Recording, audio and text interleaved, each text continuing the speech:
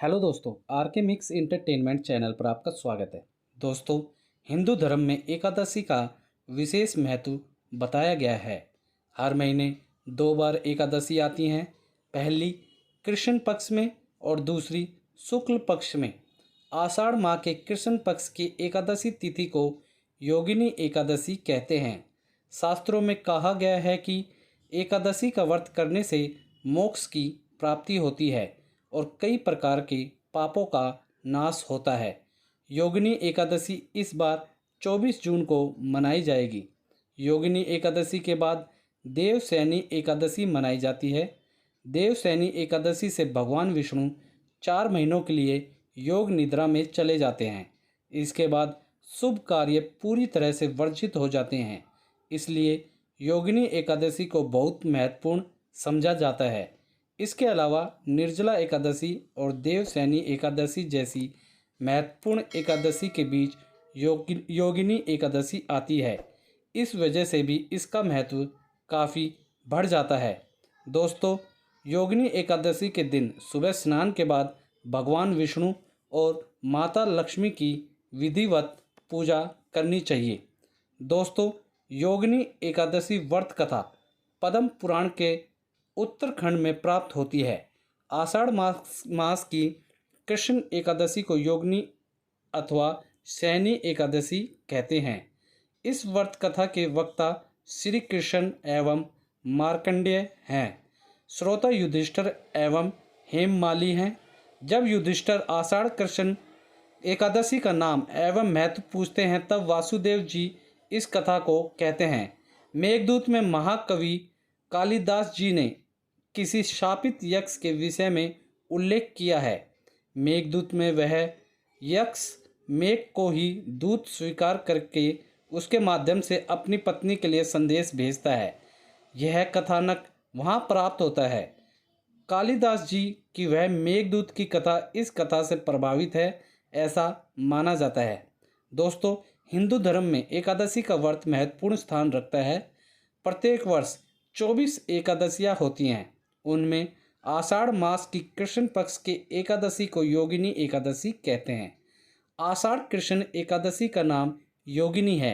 इसके व्रत से समस्त पाप नष्ट हो जाते हैं।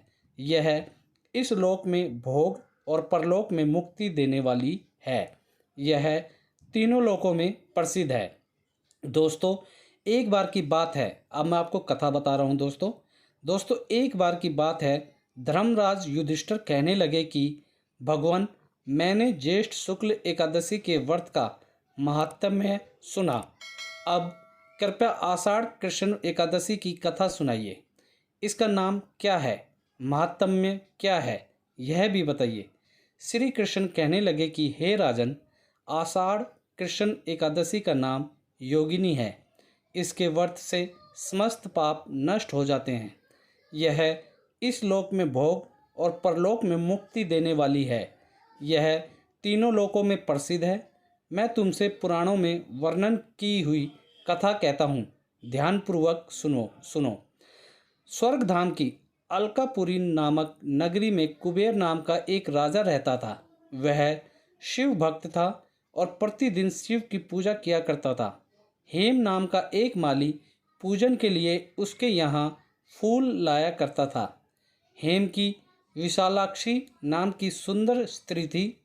एक दिन वह मानसरोवर से पुष्प तो ले आया, लेकिन कामासक्त होने के कारण वह अपनी स्त्री से हास्य विनोद तथा रमण करने लगा।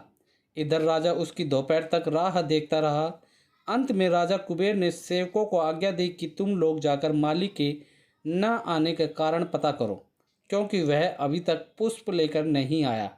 सेवकों ने कहा कि महाराज, वह पापी अति कामी है, अपनी स्त्री के साथ हास्य विनोद और रमण कर रहा होगा। यह सुनकर कुबेर ने क्रोधित होकर उसे बुलाया।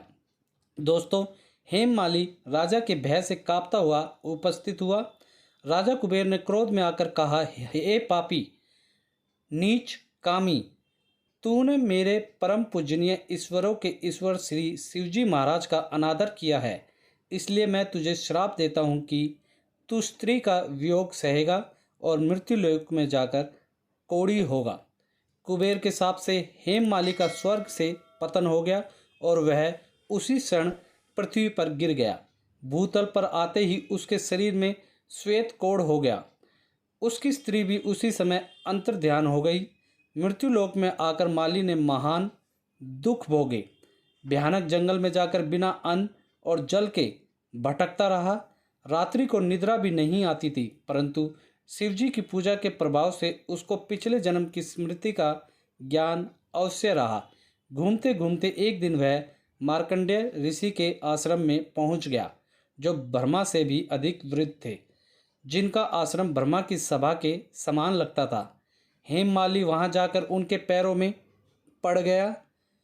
दोस्तों, उसे देखकर मार्कंडेय ऋषि बोले, तुमने ऐसा कौन सा पाप किया है जिसके प्रभाव से यह हालत हो गई। हेममाली ने सारा वृत्तांत कह सुनाया।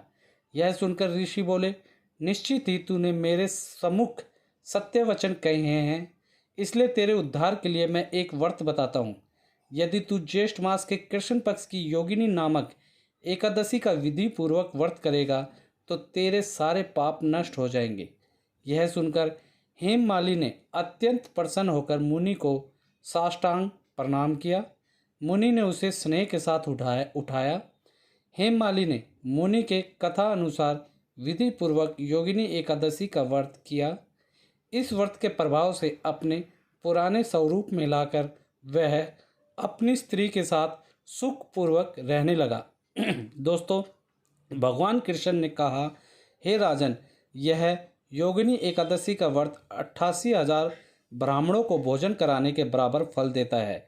इसके व्रत से समस्त पाप दूर हो जाते हैं और अंत में स्वर्ग प्राप्त होता है। दोस्तों, अब मैं आपको एकादशी व्रत की जो पूजा विधि है वो बताता हूँ। सबसे पहले एकादशी के दिन सबसे पहले उठकर स्नान करके स्वच्छ वस्त्र धारण करें और एकादशी व्रत का संकल्प करें। घर के मंदिर में पूजा करने से पहले एक वेदी बनाएं और उस पर 7 धान उड़द, मूंग, गेहूं, चना, जौ, चावल और बाजरा रखें। 5 आम या अशोक के पत्ते कलश में रखकर वेदी पर रख दें।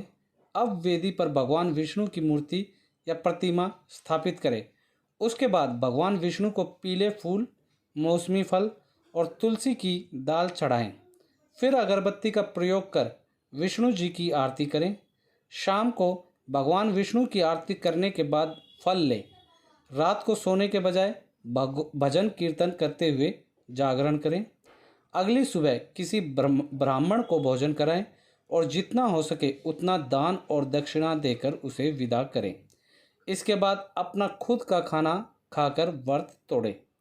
तो दोस्तों, उम्मीद करता हूँ इस वीडियो में मैंने आपको योगिनी एकादशी से जुड़ी सारी जानकारी अच्छे से दे दी होगी।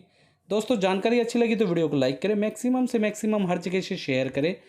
कमेंट बॉक्स में योगिनी एकादशी की शुभकामनाएं लिखना ना भूलें। और दोस्तों, इसी के साथ यदि आप लोग मेरे चैनल पर नए हैं तो सब्सक्राइब बटन को दबाकर मेरे चैनल को सब्सक्राइब करें और न्यू नोटिफिकेशंस के लिए बेल आइकन पर क्लिक करें ताकि आपको ऐसी ही वीडियोस टाइम टू टाइम और सबसे पहले मिल सके। धन्यवाद दोस्तों, जय हिंद।